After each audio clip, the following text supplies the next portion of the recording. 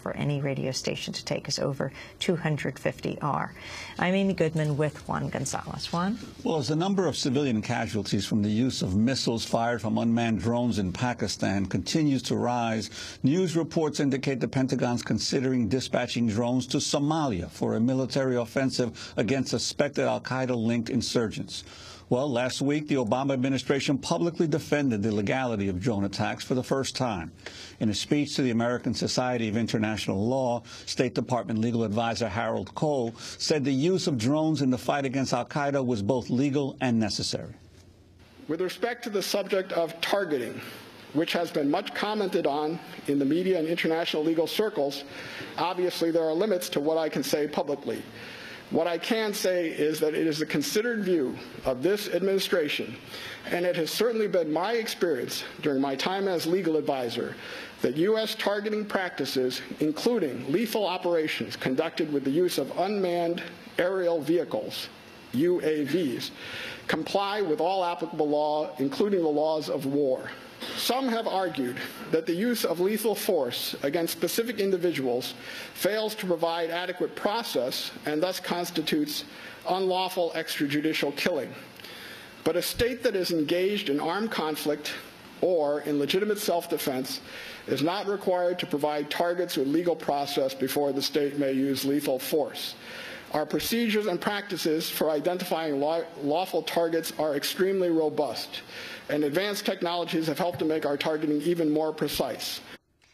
Harold Koh's defense of the use of drones comes 6 months after Philip Alston, the United Nations Special Rapporteur on Extrajudicial, Summary, and Arbitrary Executions, said that the strikes, quote, might violate international humanitarian law and international human rights law. Well, we're joined here in New York by the UN Special Rapporteur, Philip Alston. He's also a professor of law at New York University and co-chair of the Law School Center for Human Rights and Global Justice. Welcome to Democracy Now! What about what Harold Koh, well known as the head of the Yale Law School Center for Human Rights, now in the State Department, said? Well, I think it's very good that Harold Koh addressed the issue. We've been asking for a legal rationale for quite a long time, so that's a good start. The real problem is that Harold Koh's statement was essentially arguing that you've got to trust us.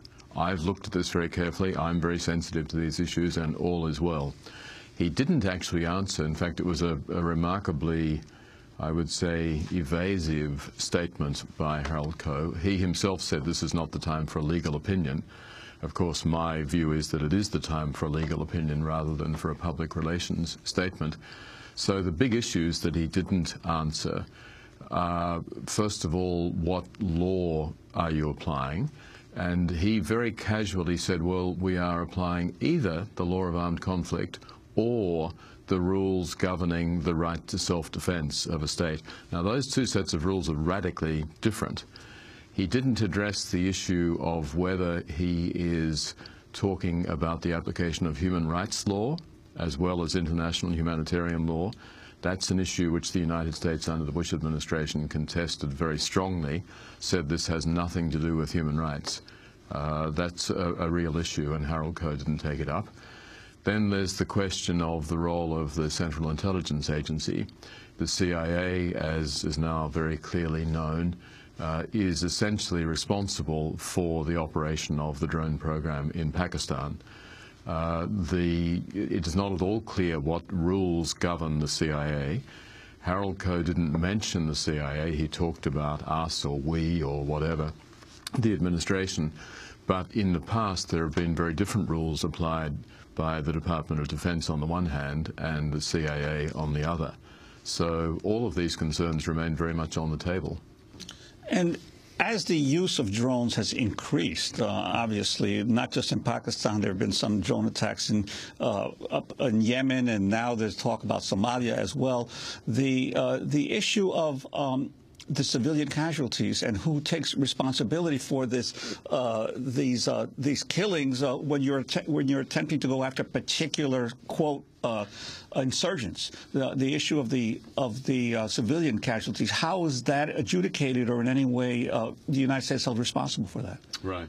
Well, there's two aspects of that. First of all, as you say, the use of drones is starting to expand. Obviously, it's expanded dramatically just in Pakistan, but this is also a very valuable weapon. The United States is going to start using it in a range of different locations. It's extremely important then that the policy that is now being developed, where we have in mind a very particular set of circumstances in Pakistan, will actually be acceptable and viable in relation to a number of other situations where we are increasingly going to see these weapons used. Even more important, of course, is to think ahead. The policy that the United States is now laying out for itself will be a very nice policy for China or Russia or other countries to take up and say, great, as the US said some time ago, this is the basis and we are going to strike terrorists and others wherever necessary. That's really problematic. Second aspect that you raise is the question of civilian casualties. Harold Koh, in the clip that you just showed, talked about the fact that they are not required to give legal process to such individuals. Now, that's true, but what does legal process mean? It conjures up in our mind domestic legal process. In other words, we don't have to take these guys to court. We don't have to go through such a careful legal analysis. But we are still bound by international law. In other words, when we decide to target these individuals, the international law of armed conflict applies. That limits the question of who can be targeted, the circumstances, what they call the principle of distinction. It brings in the second principle of proportionality, in other words, how many other people can you kill, while at the same time trying to get that target.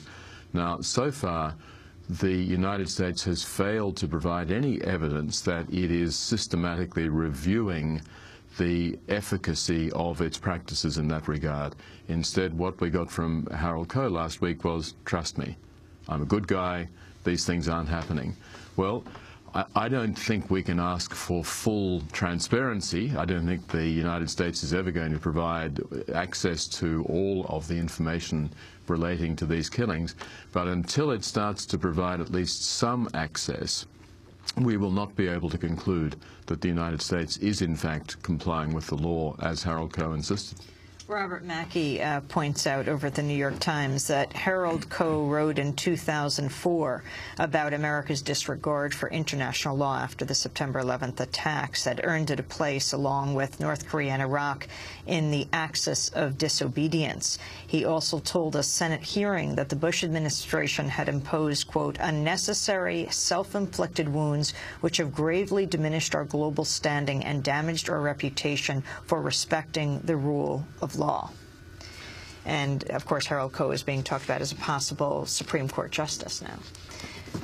Well, I think it's important to recognize what Harold Koh said, and that is that the standing of the United States in terms of its respect for international law was extremely low when the new administration came into office.